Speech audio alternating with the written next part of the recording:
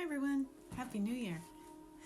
One of my goals this year with my business is to share more about what I've learned combining the two worlds of the metaphysical and business.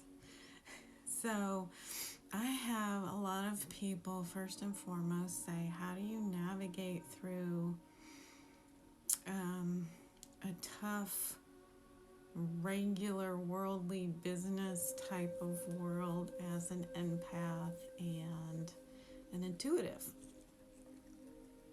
Deidre and I are here today. Here we come.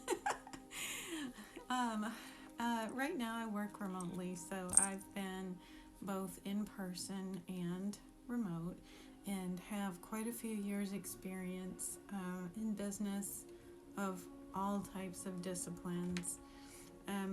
But there's three key things that will rise to the top when I'm asked this question, that have helped me, that I have learned to work on over the years, and that I share readily with people.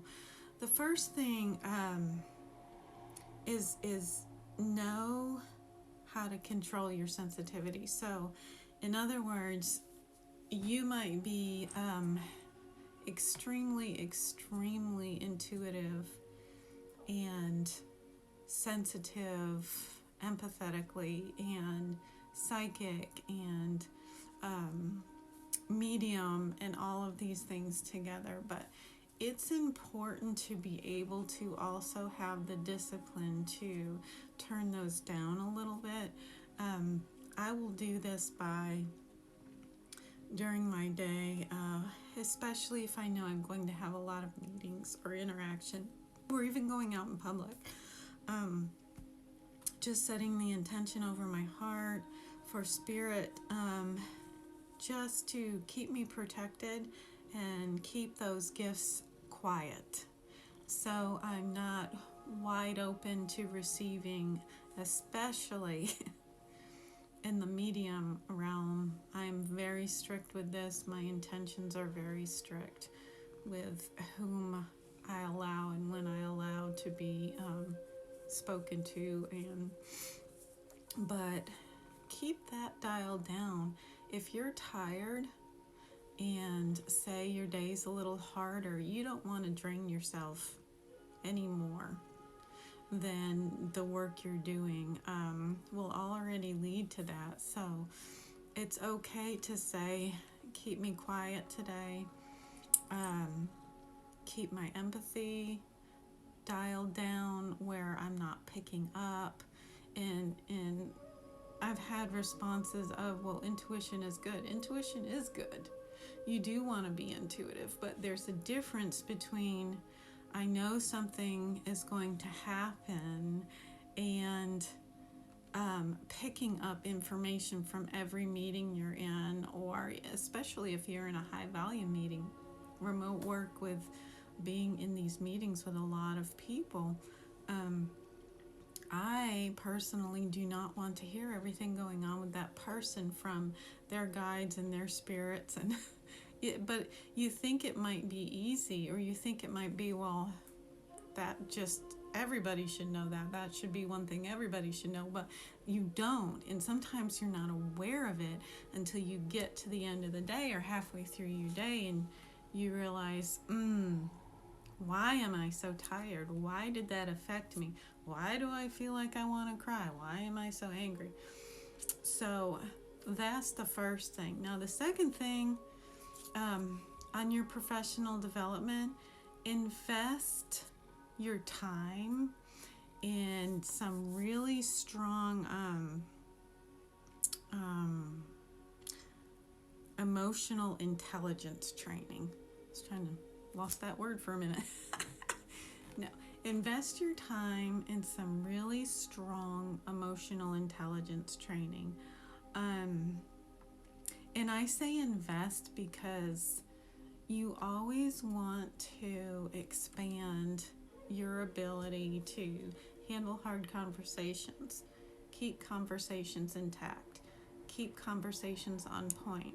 What if you have more difficult people that you're dealing with? If you're in leadership and you are an intuitive and you are empathetic,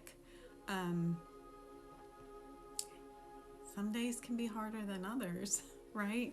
So you always want to be able to have your mind go back to policy and procedure and staying on task and what do we have to get done today, and importantly, what can we do for this person or this employee to be the best they can be?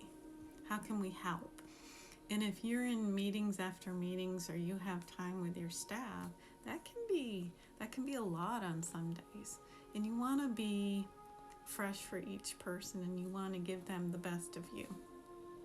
So you can learn those skills and you can grow those skills. And there are some wonderful leaders out there and public speakers and very, very refined business people and accomplished business people that give great talks. You can go on YouTube and find them. LinkedIn has some great videos. There's so much out there. Just search emotional intelligence. But I even inspire people I work with to strive to invest in their own. If nothing else, it grows you, even for your family. You know, have difficult conversations, have easy conversations, problem solving. But I inspire you to do that.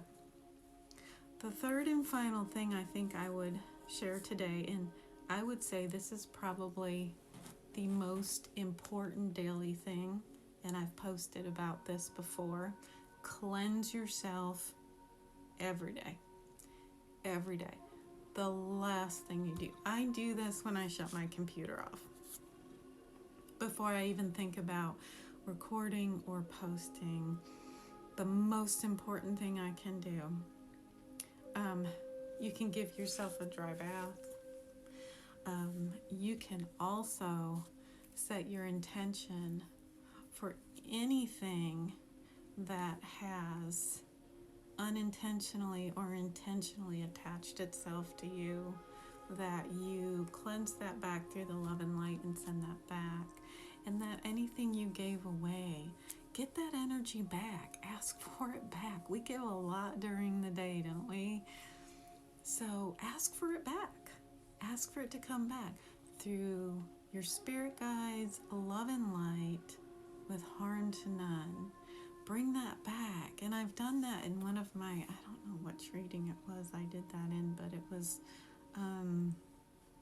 where we walked through that, asking for that energy back and asking for it to come back cleansed and recharged, right? And asking for it to come back into, that chakra. A lot of mine during the day the professional world, my heart chakra, my solar plexus. You've seen me get on here before and I'm like, well, I cried today. Life can be hard, and we have to be able to look out for ourselves as souls in our tethers. I call the human body a tether, because that's what keeps our spirit here, our spirit and soul, until we're ready to move along again. So, you want to keep your tethers healthy, and you know exactly where the majority of that energy had gone out from the day, your third eye. But I hope this helped you. This is just 3 quick tips, little 10 minutes to help you navigate in your intuitive and empathetic self. And I'll post some more, but comment. Let me know if you have any questions or if you want to add to it. I would love to hear. There's so many people with some great experience out there. So have a great evening. Take care.